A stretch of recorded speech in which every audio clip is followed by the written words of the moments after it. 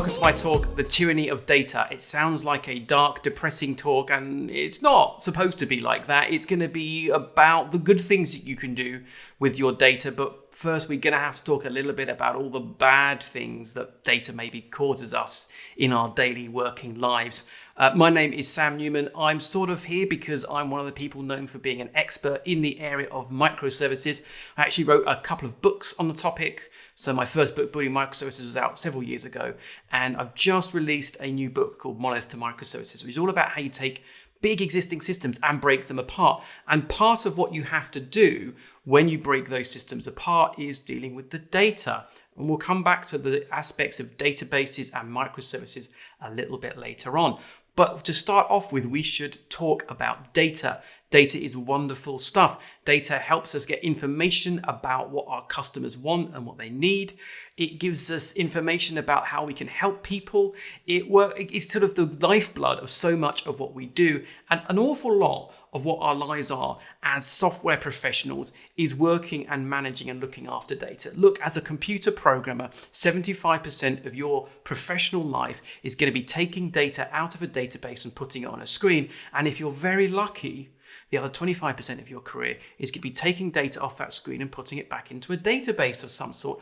Or is that right? Does our data always have to live in a database? The classic way we think of storing a database is the relational database. And the relational database is a wonderful thing. It gives us all kinds of powerful capabilities like transactions and, the ability to run ad hoc queries, and we can join across large volumes of data.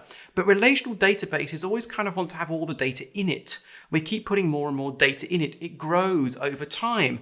And we start realizing that we have to take our application to the database to make it work. We start doing horrible things like putting database triggers and creating entire systems from stored procedures. The database grows because our data in it grows. And as a result, more of our time, energy, and attention is all around this big, giant, critical entity inside our application. Our databases, as they grow, become too big to fail for many of us. And the thing is, this is an issue, right? The database grows to such an extent that we're now scared of it. All of our critical information is in that one location. And as a result, any changes are really fraught. And so what do? We don't change the database structure. We find it difficult to look at different platforms. Any shifts in making that data easier to work with are maybe sort of deprioritized because the risk associated with any changes are so great. And this is a real issue. Data is valuable. We want to lock it up. We want to keep it safe. So we put it in something which we hope is safe. We put it in the database. That's where it is. We hide it from the outside world and woe betide us though if any of that information ever leaks outside. But again, let's think about that. Data is valuable. Does it make sense to put all of your most valuable stuff in one location? It's tantamount to saying, okay, we've got all of our valuables here and we put a big sign on it saying, steal me. Right? If anyone does breach that database and gets hold of your crown jewels, everything's gone. A large amount of those data breaches that we see are about one database being accessed. If all your most critical, most sensitive information is in one location, and that one location is breached, all of your data walks out the front door. And that is a real issue. Now, of course, we don't want this. We don't want the bad people out there to gain access to all of our information. And so when we put it in that one location, we do everything we can to protect it. But we can't escape the fact that every now and then we might make a mistake. We may leave a back door open that allows someone to gain access to our information. And if all of the data is in that one place, that magnifies the impact of one simple mistake that we might make. And this is quite aside from the fact that by having all of our data lumped together, we actually make obeying various different compliance out there much more difficult. Aspects related to complying to things like the GDPR or HIPAA compliance or PCI compliance. A lot of this is about how we treat and manage certain types of data. Now, if our most sensitive data is bundled in with our least sensitive data, and all of our application works off that one big giant data source, then effectively larger parts of our ecosystem fall under the remit of these various different schemes. When you're looking at PCI level 1 compliance, for example, sure, you might only sporadically store full credit card information, but if that's in with all the other data you store, any process that accesses that database, reading or writing, even if it never touches that particular piece of data, it's going to fall under the auspices of your quarterly audits. So a lot of the time it can make sense for us to try and break that data apart to reduce the scope of us having to comply to various different industry regulations. And this has all got a little bit more complicated recently when we start thinking about data and where data lives. We've got this situation now where the EU courts have basically said that data for EU citizens can't now just be sent off to the US to work to be stored in the US. And that's going to cause a lot of tech companies to think differently about how they store data for different citizens. This idea, therefore, that we can store all of our data in one big place and sort of let everything be sucked towards it is kind of falling by the wayside a little bit. And this is a problem, right? Because relational databases work really well when everything is in them, but that causes us so many different difficulties. That big giant database that's been around in your enterprise organization for many years, where it sucks all that development energy and effort towards it. The data should be working for us, but all too frequently, we find that we are working for the data. And, I like to think that we can do better than that. Let's talk about microservices, because that's part of the reason I'm here, right? When we talk about microservices, one of the first things we focus on is this property of independent deployability. And this is the idea that I can make a change to a microservice and deploy that microservice into a production environment without actually having to deploy any of the other parts of my system. And this is the kind of the thing that we want from a microservice architecture. It would allows us to be much more effective and efficient in how we deliver our software. Now, if we zoom in and look at one microservice in isolation here, typically when we think about a microservice, we're thinking of all the code implements that microservice being packaged together as a single process. So the deployment unit of a microservice is going to be a process, maybe stuck inside a container. That process is going to communicate with other processes via some kind of network protocol. That could be something like a synchronous REST-based API, or maybe if we're being a bit fancier, some kind of nice topic-based system, maybe Kafka, for example. And when we start thinking about data, we talk about data being hidden inside a microservice boundary. Rather than using big shared databases, we say, well, look, the data that the shipping service needs is hidden away inside that shipping microservice boundary. And this sort of distinction of a microservice architecture is what causes us a lot of headaches, because that's moving us away from the big giant shared database, and that in turn causes challenges to us. Now, James Lewis, who was one of the an old colleague of mine, and that's actually one of the first people talking a lot about microservice architectures, he talks about microservice architectures as being an architecture which optimizes for autonomy. Organizations all around the world are moving to microservice architectures because they see it as a way to make their organizations work in a more autonomous fashion. Autonomy is always a bit of a questionable word. It can mean so many different things to so many different people. But when I talk about autonomy, I think when James talks about autonomy, primarily what we're talking about here is the ability to distribute responsibility. Rather than having to have all decisions made centrally, instead what we'd like to do is push decision-making responsibility into teams. Allow people to make decisions that are close enough to see the impact of those decisions. Allow people to react more quickly. Allow people to work more efficiently in parallel. Avoid the need to have to constantly coordinate between separate teams. And this should allow you to do more stuff. If you can add more developers who can work more in isolation, reducing the amount of coordination they need to make with other teams, they can get more things done and ship more product and make their users and make their customers happier as a result. And there may be other reasons why you might adopt a microservice architecture, but in my experience, this is the most common reason people pick microservices, because it allows larger development teams to still work efficiently without seeing the sort of huge downsides that can occur from just adding more people to the project. This is about getting the people we have working smarter. And if we get these boundaries right, and we embrace this idea of independent deployability, this sort of promise of organizational autonomy can come true. So independent working is a key idea here. Typically with a microservice architecture, we have this idea that a microservice is owned by a team. So team A owns the shipping microservice, team B owns the customer service and the account service, and team C owns the return service. So if I'm working in team B and we need to make a change in the functionality of the customer service, because there's property of independent deployability, I should be able to make that change and deploy that change into a production environment, release that functionality out to the users of that software without actually anybody else having to know, as long as the way in which that microservice communicates with the rest of the world remains consistent and the interfaces that it exposes remain consistent. Because here, the customer service is being used by the shipping service. So I want to make sure that when I make that change, I haven't broken the upstream consumer. Likewise, I don't want to break the interaction with downstream services either. So when we want to make independent deployability work, we need to kind of maintain backwards compatibility. And that's key to making independent deployability work. Now, maintaining backwards compatibility of something like of a service boundary can be a bit tricky, but it's okay because we've got a cutting edge idea that can help us here. It's a cutting edge idea that comes all the way from 1971, and that is a concept called information hiding. Information hiding is a simple idea. It comes out of the work looking at how to define effective module boundaries, work done by David Parnas. And the idea is kind of straightforward. Let's consider a prototypical service. Here we've got a microservice of some sort, and I've got an outside party that wants to make use of the functionality that this microservice exposes or the data that it has.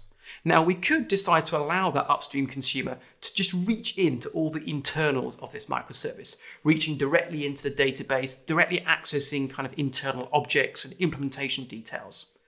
The problem with this, of course, is when I'm working on that account service, it's very easy that as a developer, I might make a change to the internal implementation detail that ends up breaking compatibility with my upstream consumer. And if I don't have clear separation between what code and data can be changed freely and what code and data is actually part of that external contract, if those ideas in my head as a developer aren't separated, it's very easy for me to make changes that break external parties. And the big giant shared database is the ultimate shared implementation detail. If you allow other people to reach into your database, it becomes very difficult as someone who's maintaining that microservice to be clear about what things can change without affecting other people and what things might have a nasty ripple effect. With information hiding, what we're aiming to do is hide as much information as possible inside the boundary of a module, or in our case, a microservice. That's hiding implementation detail. In fact, the idea with information hiding is to hide as much stuff as you possibly can. You can always expose information or functionality later on that was hidden, but once you've exposed it, it then becomes part of the contracts that you expose with your external parties. So just be really careful about everything you share. If you're very clear and explicit about those interface points which are exposed and which those implementation details which are hidden, your world becomes much simpler and much easier to deal with. As a developer working on this account service, I'm much more in a safe space now, knowing that if I change anything in that hidden world, I'm not going to affect anybody else. It's only the stuff in the shared world, the things that I've exposed to the outside party that I need to remain compatibility with. So this is why what we want is a well-defined service interface. When you have a microservice that exposes functionality over some interface, be it a REST-based API, a gRPC endpoint, or a Kafka topic where I'm emitting events, as long as I know clearly this is what I expose to the outside world, this is what must remain consistent, as a developer, I'm freed. I find it much easier now to work and make changes in an independent fashion. This is also good for the upstream consumers because they've got an explicit understanding about what it is that you provide them. So information hiding is super, super important. It allows us to make changes in a safe way. Information hiding fundamentally makes it much easier for us to implement backwards compatibility. And hiding data in this world is vital, and that's why we want independent deployability with our microservices. We need backwards compatibility. To make backwards compatibility a reality, we need information hiding. We need to hide our data to get that independent deployability. And this is a point that's often missed. So splitting apart data effectively can allow us to do more work in parallel, allow teams to develop products in parallel, get more stuff done with the people we've got. And it also gives us a lot more options about how we build systems and how we organize ourselves. Rather than having to bend our working practices to what the big giant shared database lets us do, if we can find ways to break that data apart, we open up a whole world of possibilities about how we solve these problems. So great, split data apart. It's all going to be fine, right? Well, there are some caveats here. There are some pain points that are caused by this whole approach. It's not just the issue of detangling your data, it's also the things we miss by not having that big giant database. But this, of course, is where companies all over the world are making use of Kafka. Kafka allows us, as we've probably all heard before, to kind of create this sort of central nervous system or backbone that runs throughout our organization. We can have processes that are emitting events onto this stream, consuming events from other locations. This becomes the way we communicate information across our system, and Kafka is going to do that for us in a consistent throughput mechanism. It's going to do that with a degree of ability to grow and scale, and it gives us a bit of sort of a shared place where this data can be shared and interchanged with applications written in different programming languages, and hopefully we can all just get along. Isn't that a wonderful idea? Right? That's the promise, but is that enough? Is just sending events around all we need to kind of solve this problem? When we think about sort of the simplest way you might use something like Kafka with a microservice, we think about this in terms of, say, event-driven architecture. I'm making a change to a microservice, and as a result of some functionality that's been used inside that microservice, I emit some type of event. So in this case here, I've emitted an order updated event. Events are useful things to us. They are an indication that something happened at a given point in time, right? So the time at which this event happened. That can be useful for all sorts of purposes. We have information about the change that occurred. I then basically throw that event out, kind of metaphorically at this point, I don't even know where that event is going. I publish it on a topic, and it's up to whoever subscribes to that topic to do things with that information. And of course, as a microservice, I'm also free to consume events that are sent by other microservices. And so for sort of asynchronous event-driven communication, if that's as far as you go, Kafka is a fantastic tool for that. But it can also help us go further in terms of dealing with data, because it's not just a broker. Like, you could use Kafka like that, and it's great, but it's not really that different to some other types of sort of message brokers that you may have used. But Kafka has a whole lot of properties that really differentiates itself from other brokers that help us a lot when it comes to dealing with the tyranny of data. With traditional brokers, we typically think about the things that we send as being ephemeral. We fire an event, we send a message, whatever, and once that message has been consumed by the downstream party, it's gone. It's no longer there. With Kafka, of course, we can configure how long an event that we send over it lives for. This gives us the possibility of persisting that event forever, and that can be very useful. Think about that property of permanence can be useful because it allows new processes and applications to come on board to make use of events that were previously broadcast. I may have been emitting order updated events for days, weeks, months, years, and now maybe I want to roll out a new microservice that is going to recommend things to me based on my past purchases. Well, if my stream of events is already available and it's already been stored and made permanent within the kind of Kafka ecosystem, a new microservice that's spun up is able to ingest those messages, ingest those events, and start recommending things to me. Whereas if these events were more ephemeral in nature, I would have to get those events rebroadcast in order for that recommendation engine to start doing its job. So that property of permanence is a really key idea in terms of shifting our thought processes away from event-driven interactions being more of a transient, ephemeral in nature, and shifting us more towards the thought processes where events are now maybe a bit more permanent and therefore could solve some of the issues of how we get data and move that data around. Now, an event stream as an append-only set of records, this is, again, just with nothing else, is useful. There are lots of situations in which having an immutable append-only log is kind of fantastic. Think about financial ledgers, for example. Having this is what has happened, this is what happened at this point, this is exactly what was done. If you go no further, already for some processes and operations that you might need to implement, Kafka's given you a whole lot of stuff out of the box. We can go further though, right? But let's pause for a moment. Isn't sharing events just like sharing a database? If I'm saying sharing events and I'm allowing lots of processes to combine and access those events, isn't that the same thing as just saying everybody talk to my database? Well, it's different in a couple of ways. Firstly, with an event, you've made a conscious decision to emit it.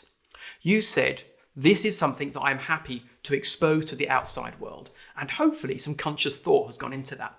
When we allow people, on the other hand, to just access a database directly, we don't really think too much about it. We just say, access the database. And once they access that database, they access the whole database, right? Every table, every relationship is being accessed potentially by an external consumer. When I emit an event, on the other hand, it's just that one event that I'm having to reason about. It's much smaller in scope, and therefore it's much easier to maintain compatibility of that event. But fundamentally, the fact that you've decided to send that event out to the wider world, that conscious decision to send it out, makes it part of your external interface in the same way a REST API would. And this is significantly better than just sharing a big giant database from that point of view. But there are other problems. If we're sort of having data broken apart, we're sharing these events, there are other things that we get from a relational database that we've kind of lost. What about joining data across large sets of data or ad hoc queries? I might want to do like a bit of ad hoc reporting against this. I can't do this if I'm firing events from microservices. And again, of course, we can solve this problem with Kafka. If you've got your stream of events being thrown across your enterprise, or this lovely river of information to which you can dip in and grab whatever event you might need, well, there's no reason why you can't just funnel that to a big old database. I think the issue is, and people say, well, isn't this back to what we had before, a big giant database? The issue here is that we often have built an application around a database, and that database grows and grows and grows, and it becomes all things to all people.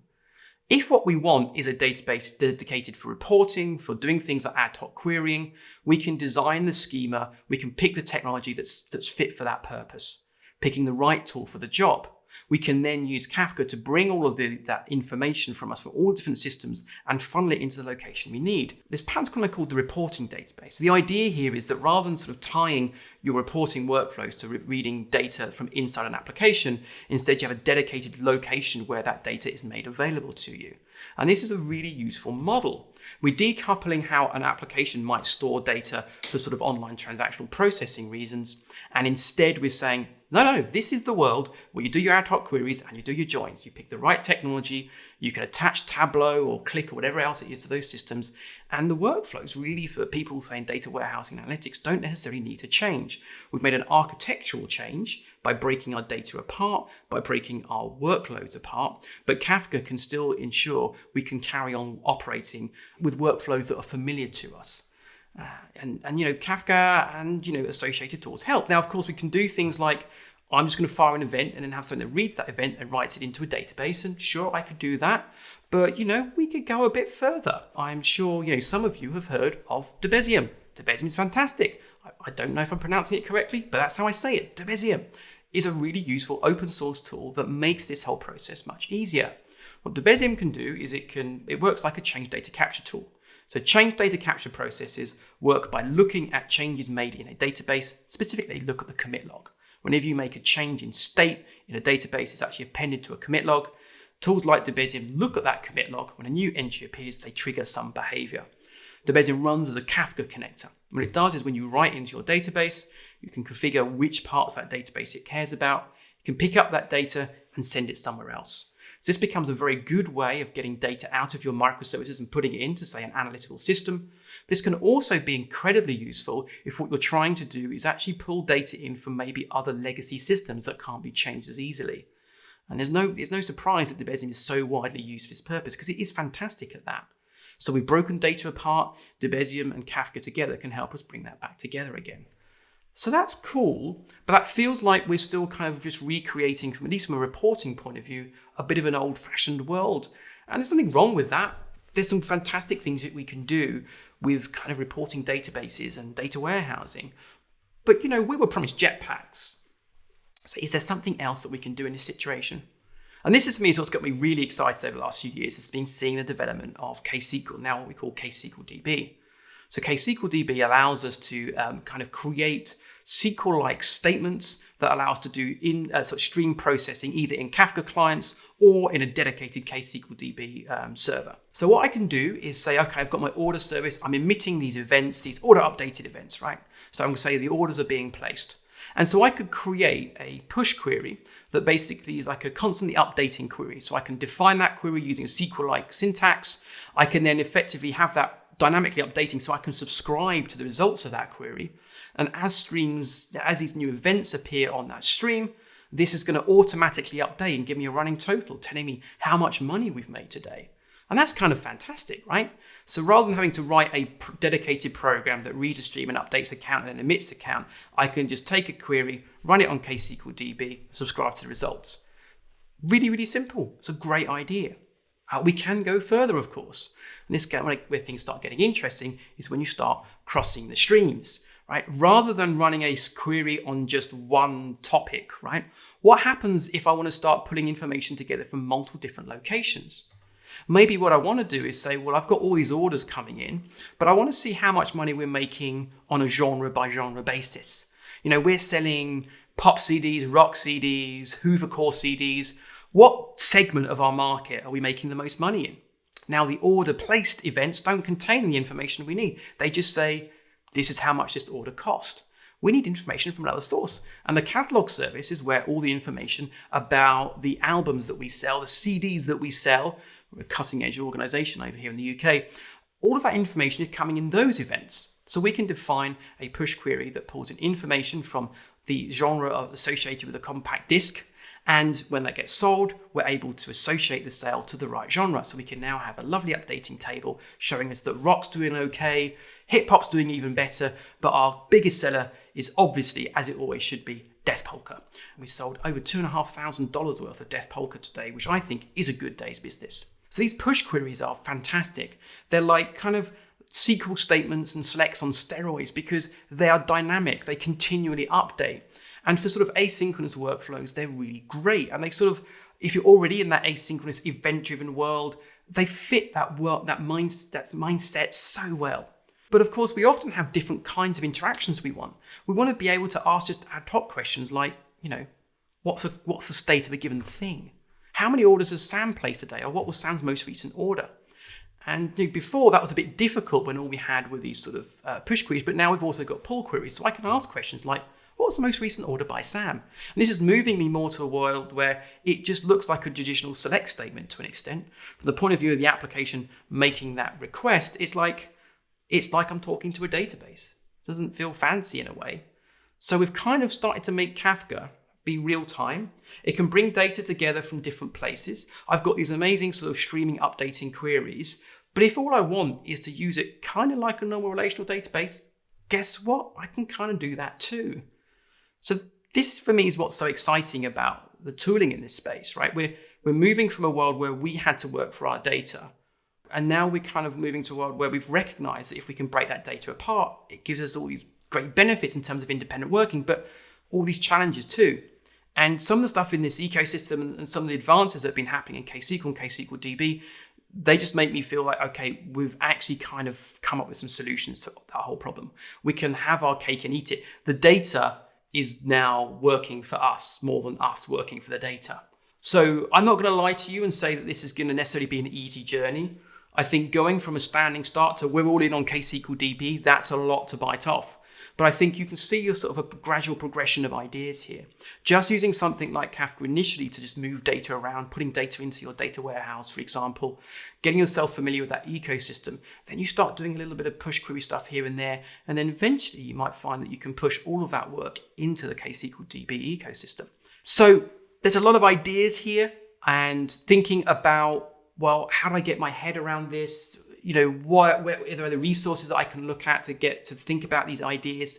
Shifting from database thinking to thinking in terms of events. A great resource here would be this book, Designing Event-Driven Systems by Ben Stopford. It's a very short read. Ben, of course, has been at Confluent for a very long time, and this book is freely available, and it's a really, really good read. I have to say that because I wrote the foreword. The nice thing about the book is that Ben sort of takes you through these ideas a bit at a time. And just like with kind of the Kafka, you can just use Kafka for the sort of simpler pieces first, and these ideas grow with you. And Ben takes you on that journey. So it's a great, great read. And I do recommend reading it. As I say, it's not a long read either. It's really a nice, concise overview of some of these ideas.